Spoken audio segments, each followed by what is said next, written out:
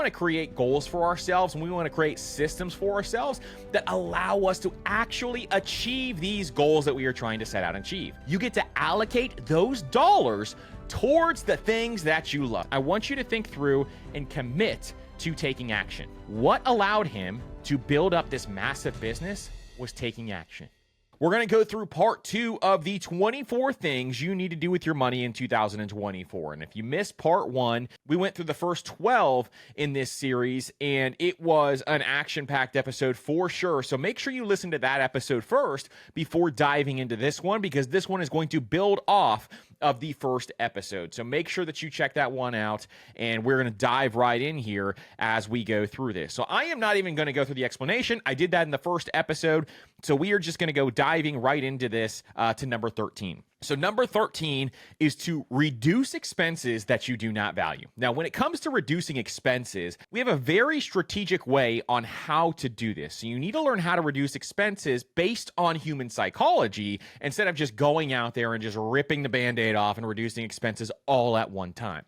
So what I truly believe is that most people need to figure out what they truly value, and you need to figure out what expenses you actually value. Then you need to reduce those expenses or remove those expenses that do not bring you joy and or do not bring you value, and or if you're at the beginning, those expenses that you cannot afford. So all of this is really, really important to do overall. But when you reduce expenses, this is not something where you're just going to go out there and you're going to say, hey, I spend $800 per month on food. Now I want to spend $200 per month on food. So I am going to reduce my food bill by $600 per month right away. This is not something that I recommend anybody do. Why? What's going to happen is you're going to drop down to $200 per month on food from $800, and then you are not going to stick to that. It takes a very specific, disciplined person to be able to stick to that. We want to create goals for ourselves, and we want to create systems for ourselves that allow us to actually achieve these goals that we are trying to set out and achieve.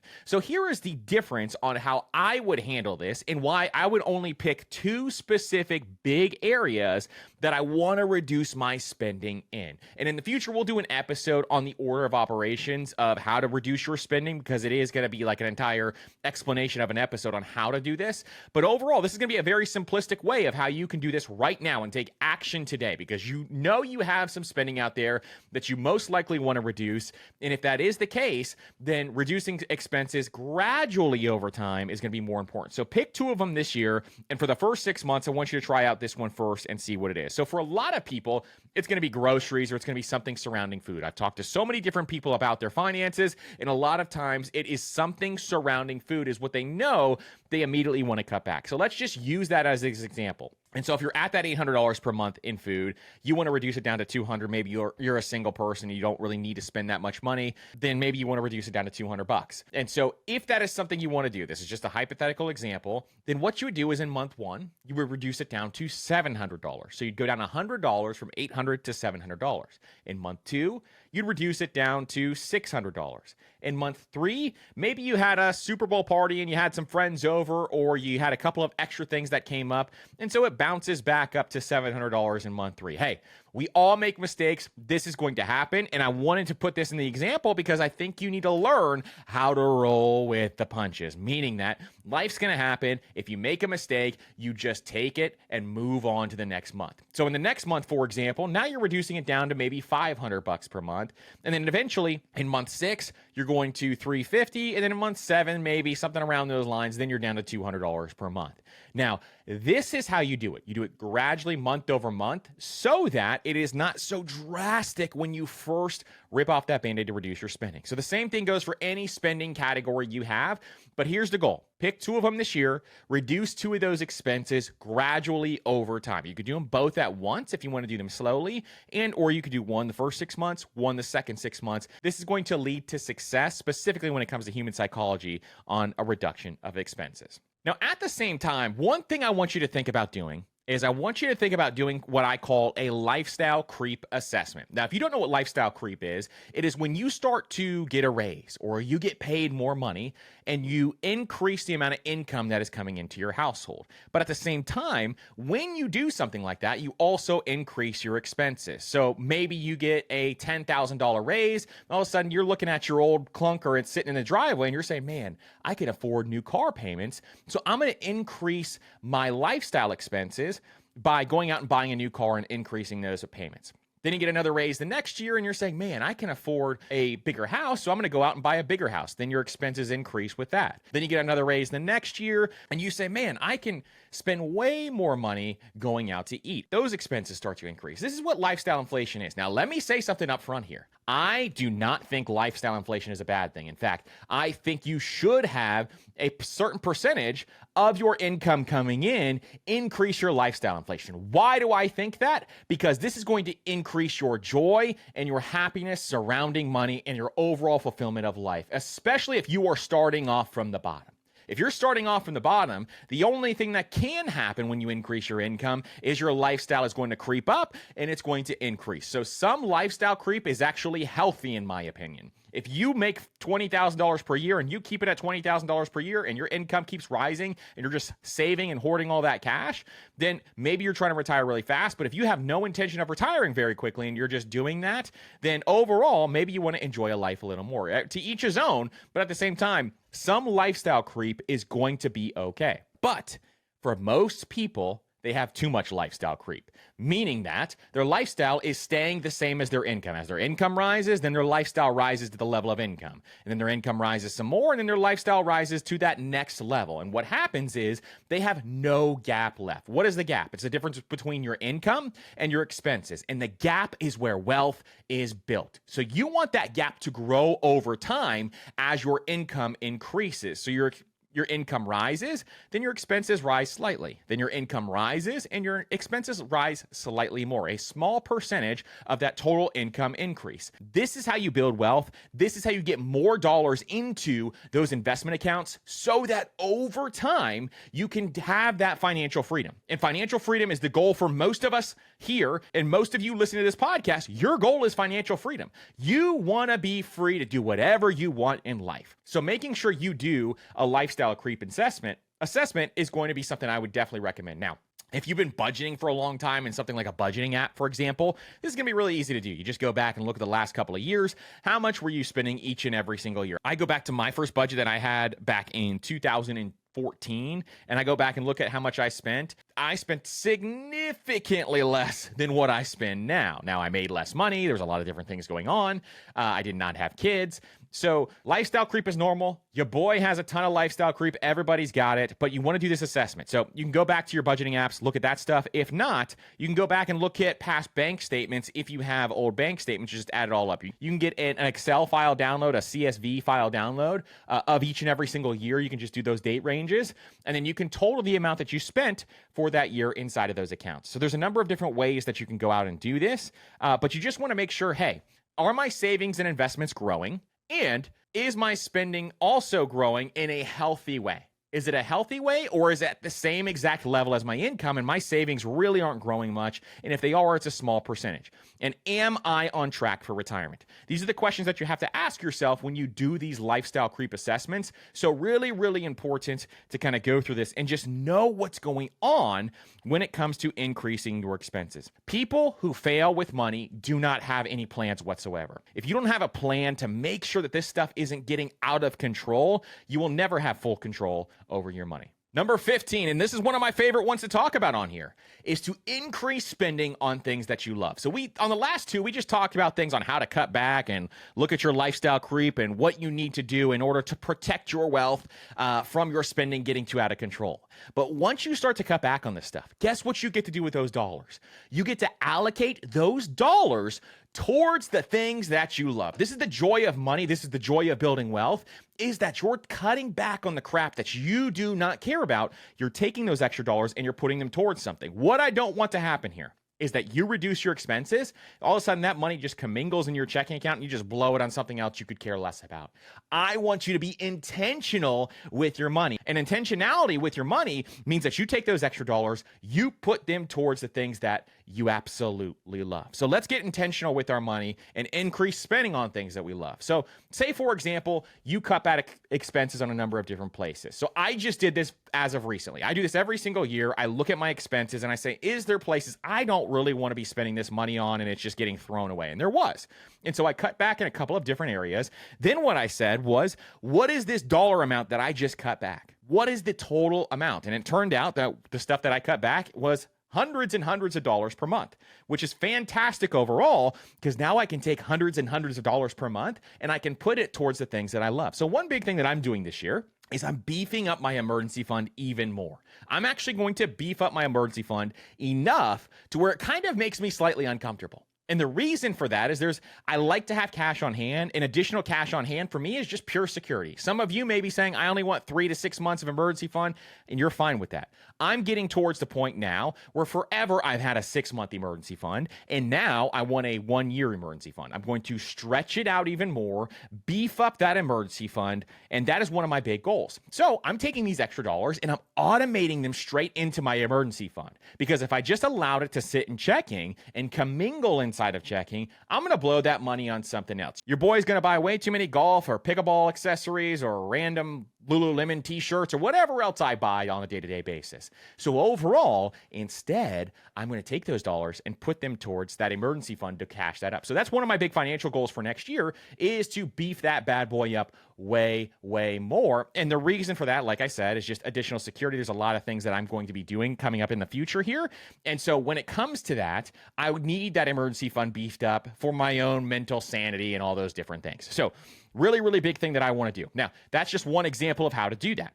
Say you reduce expenses and you want to put it towards your investment, or say you reduce your expenses and you're already hitting those investment goals. You want to put it towards vacation, and you want to take way more vacations this year. I love that for you. I love that for you to be able to take more vacations. Or maybe you want to take those extra dollars and you want to put them towards some of your hobbies, and you want to spend more time doing things based on your hobbies, or you want to put them towards really big fun date nights or big fun times to have with your family, or you want to put it towards, getting fancy watches. Maybe you're into fancy watches, or you want to do more workout classes and you want to spend the dollars on that.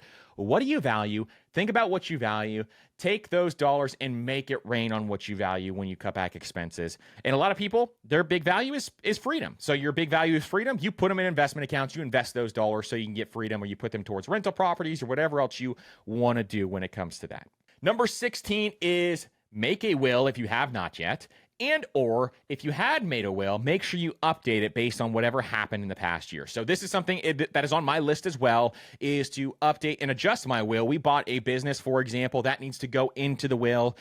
We have some adjustments based on some big financial moves that we have made over the course of the last year. And so I need to make those adjustments inside of our will and inside of our entire estate plan. So this is one thing. If you already have an estate plan, we have an entire episode talking through how to do this. Trust and will is like the easiest place to do it overall. And so if you have that estate plan in place, then just making sure that you think through all the things that could have happened. Maybe there's changes in family dynamics. Did you have children this year? Or if you did, then you need to update that will. Make sure you have that all in place. Were there any changes in your assets? Meaning, did you buy a business? Did you buy more? Did you open a new brokerage account, or did you open a new Roth IRA or a new 401k? Stick that in your will as well. Did you get married this year? You need to change your beneficiaries on all of your different accounts if you did get married, so that all of your assets go to the correct people. Were there any changes in trustees or executors of your estate or your will? Making sure you think through that.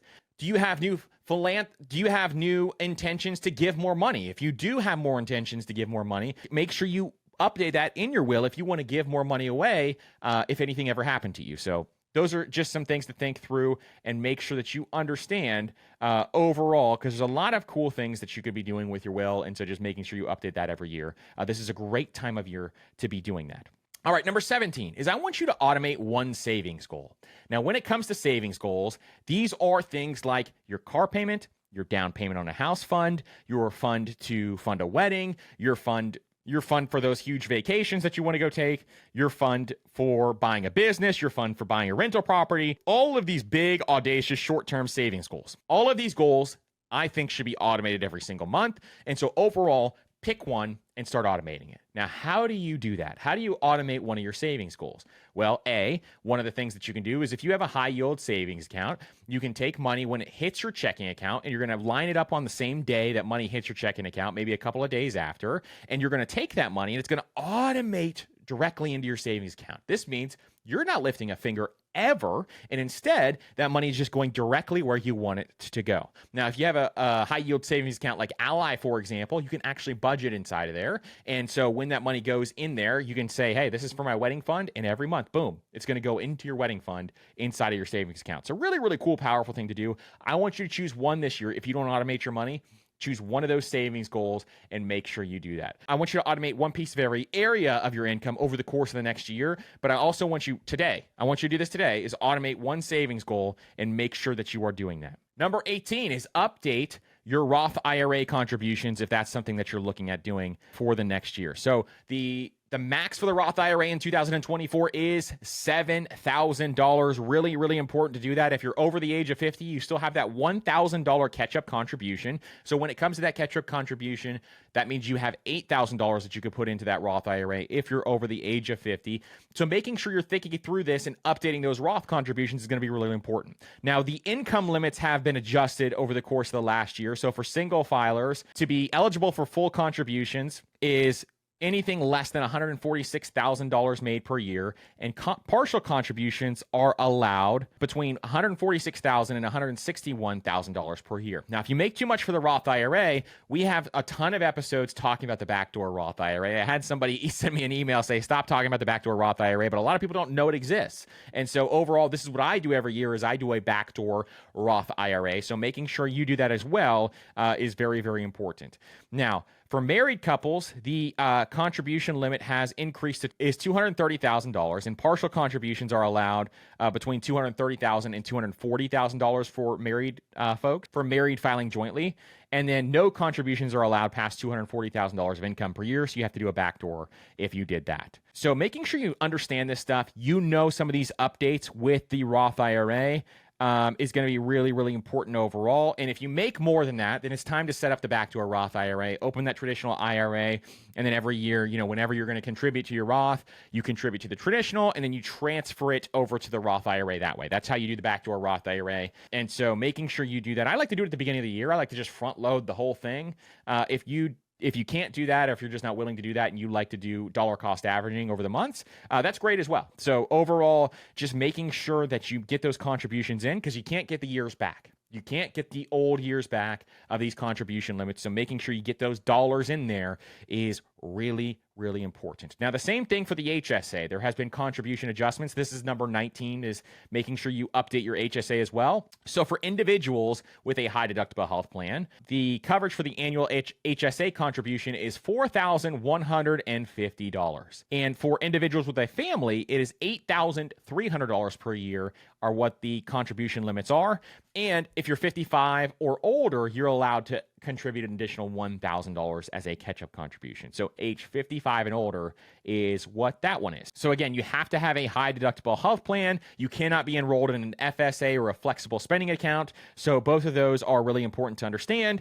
And the contribution deadline for this year is April 15th, 2024. So making sure you get those contributions. So if you want to still contribute for 2023, you can do it all the way up till April 15th of 2024. Now, number 20 is the 401k. To update yourself on the 401k, update those contributions if you have not done so already. So the 401k contribution has gone up to $23,000 per year, with the catch-up contributions of $7,500 per year, meaning that if you're over the age of 50, you can contribute $30,500 to your 401k. And then the combined contribution limit, meaning the combined limit for employee and employer contributions in 2024, is $69,000. So this is another great one just to think through as we go through this. And we're going to talk about a couple of other things here as well when it comes to some of these updates. So the 401k is a big one to make sure that you are updating overall as we go through this. Now, number 21 is I want you to focus on and develop one income producing skill if you have not done so in a while. And what are some great income producing skills? There are a bunch of them out there. We're going to come up with an episode on some of the top ones for this next year. But I'm going to give you just a couple of ideas here is first, if you don't know what income producing skill you want to kind of come up with, start just reading books. Start reading a book every single week. And that's what I do. Right now I'm doing a 52 book challenge, and I do this every year.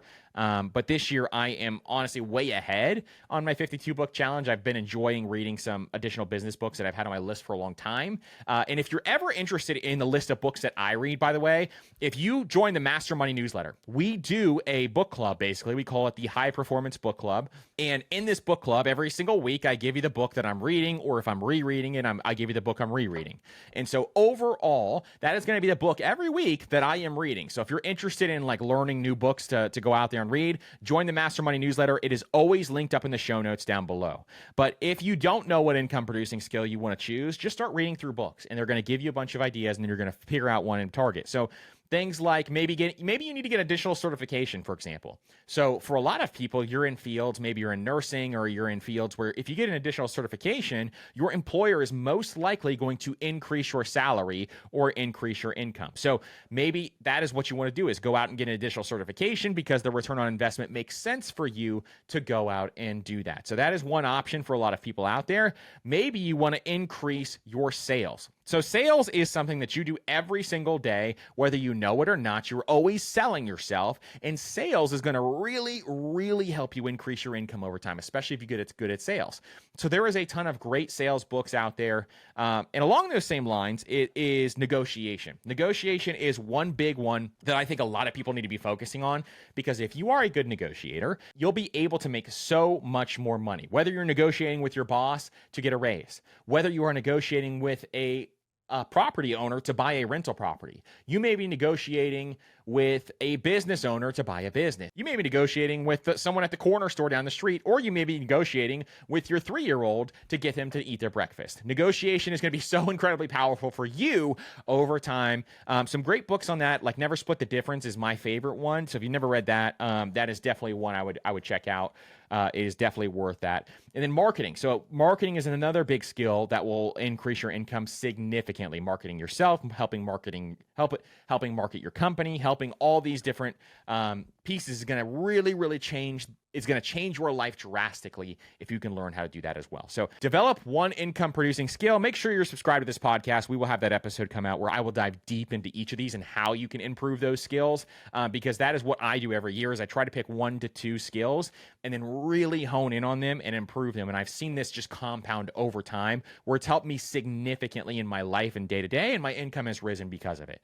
So making sure that you compound some of this stuff is going to be really, really helpful. Number 22, I want you to commit to this. I want you to think through and commit to taking action. I want you to take more action this year, meaning that for a lot of people, one of their biggest problems that they have is they think about stuff too much. Or how many of your friends have the idea for the business that has already been started, but they just never did anything about it? That was my idea before Uber started. That was my idea before TaskRabbit started. That was my idea before DoorDash started. And so I have a million idea people all around me.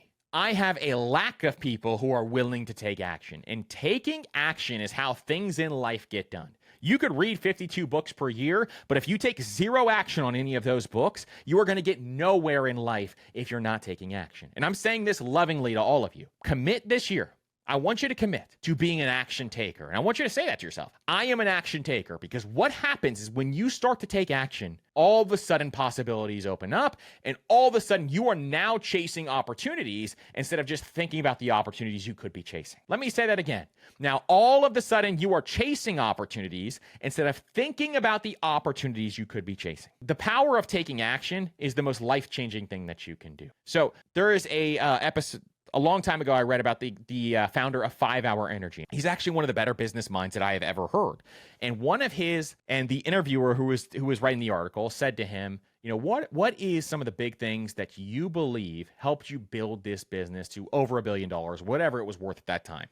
And what he said was, he looked up and he said, do it now. 3 words, do it now. And he said, what allowed him to build up this massive business was taking action. If something comes in, you need to do it now. And if you have a whole list of things, you need to do the hardest thing first. Mark Twain is famous for saying, first thing in the morning, you need to eat a frog. And what he means by that is that you need to do the hardest thing first, the most difficult thing, the thing that you do not want to do. You need to do that first every single day. And then everything else throughout the day will become easier. So overall, take more action this year. Don't just think about taking action, take actual action. And so everything you read, try to apply as much of it as possible, or try to think about it as this is something I'm going to have to teach. And so as you go through this, you'll see you take so much more action and your life is going to change dramatically. So this year, I want you to take more action. Number 23 is I want you to increase your connections or increase your network in your field. So you've heard the cheesy saying, your network is your net worth. And in a lot of ways, that's just a fun way to kind of talk about, hey, in a lot of ways, that's just a fun phrase that a lot of people say. But overall, I see that as a truth. Now, we did an episode years ago with a guy named Jordan Harbinger. And if you don't know who Jordan Harbinger is, I think he has a top 50 podcasts in the world. And he has one of the largest podcasts in the world. I think his podcast makes over $10 million per year. And Jordan Harbinger is a master networker. And in that episode is actually one of my favorite interviews that we've ever done. It was one of the first interviews I ever did. I wasn't as seasoned of an interviewer as I am now, but in that episode, we talk about how to network. And he has a plan that helps you network for 5 minutes every single day. So I'm going to summarize it here, but I highly recommend you go back and you listen to that episode. I think it's from like 2021, maybe 2022. And when we did that episode, he has this thing that he does where he reaches out to 4 people every single day, and he does it in some way where he can actually provide value to them. So number 1, he's looking to provide value to somebody. Number 2, he's looking to reach out, seeing how people are doing. And so what he's doing is he's making all these connections every single year. So you can think 365 days per year, making 4 connections per day. It takes him 5 minutes per day, and he reaches out. So he has this whole CRM that he has, but he genuinely is reaching out and trying to see how they're doing or how he can help or how everything's going. Or if he sees they have a big milestone, he reaches out and says congratulations. And so this is a way that you can network if you're a huge introvert. This is a fantastic system. Another way to go out there and network is making sure that you're going to conferences in your industry. If you go to conferences in your industry, you're going to meet other people in your industry. And what's going to happen is you're going to grow these connections with all of these amazing people. And a lot of times, if you've never gone to conferences before, what you're going to find out that's going to happen is that maybe the first time you go, you're kind of freezing up. You don't want to just go up and talk to random people. But that's the name of the game when you go to conferences. You just got to go up and you start talking to people.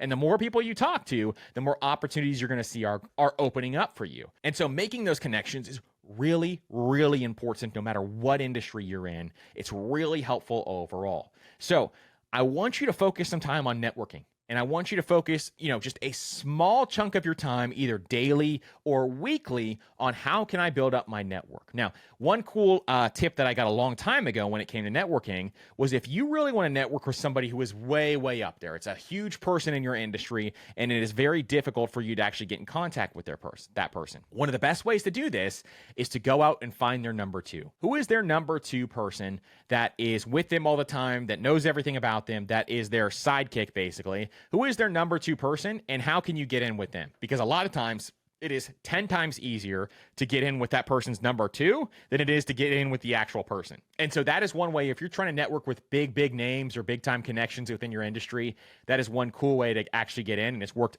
a number of different times for me, and I know a number of other people who it's worked for as well. And so if there's somebody out there you want to get to know the people around them, and that's really helpful for networking overall. But like I said, take 5 minutes a day and just put together that system. At the very least, you don't even have to leave your house by doing that system where you're reaching out to those people. You don't want to do it on social media. You want to either do it via text or email or phone call, but just check in and see how people are doing. And I love when people do this for me. Even though I know what they're doing, I love when people check in with me and they just continue that networking and making sure they touch and make an impact on someone's life. So definitely a huge thing for you to do in the next year. But I promise you, if you do it, you're going to see an impact in your life for the better. All right, number 24 is get updated on all the 2024 changes. So we just talked about all the retirement account changes for things like the 401k, the Roth catch-up, deadline extensions. Also, like Secure Plan 2.0 is a big one.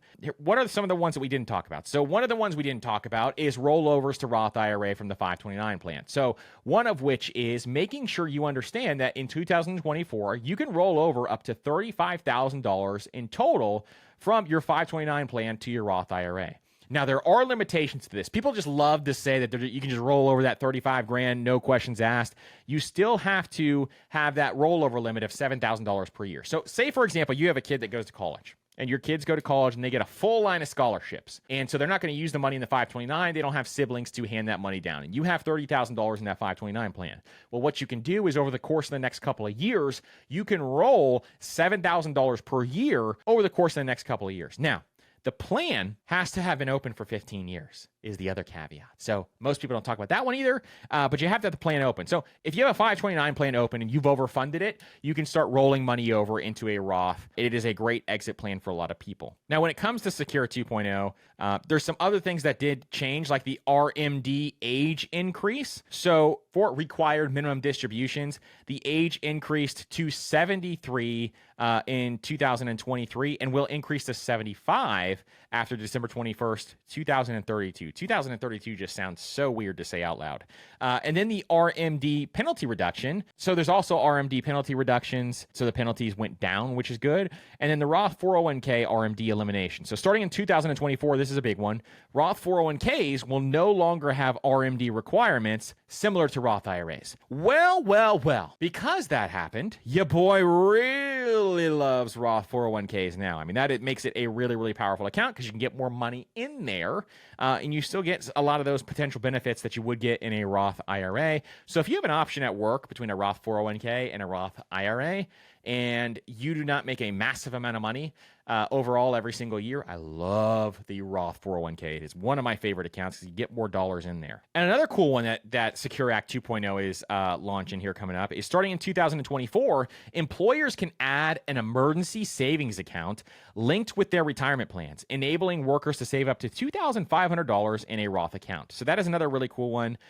There are some gift tax changes as well. So the annual gift tax exclusion will increase to $18,000 per recipient in 2024. So that's up $1,000 from $17 grand in 2023. That continues to go up every single year, giving you a great out. If you have a taxable brokerage and you want to hand that down to your children, this is a great option for a lot of people, is utilizing that annual gift tax exclusion. And then the estate and gift tax exemption. So estate and gift tax exemption will be $13.61 million per individual for 2024 and $12.92 million for 2023, meaning that married couples can shield a total of $27.22 million without incurring federal estate or gift tax. That, my friends, is when you're really wealthy and you do all the things we're talking about here and more, you'll be able to take advantage of something like that. And then Social Security also had a cost of living adjustment. So Social Security payments will increase by 3.2% in 2024 as part of the COLA, or cost of living adjustment, with the estimated average retirement benefit going up by $59 per month.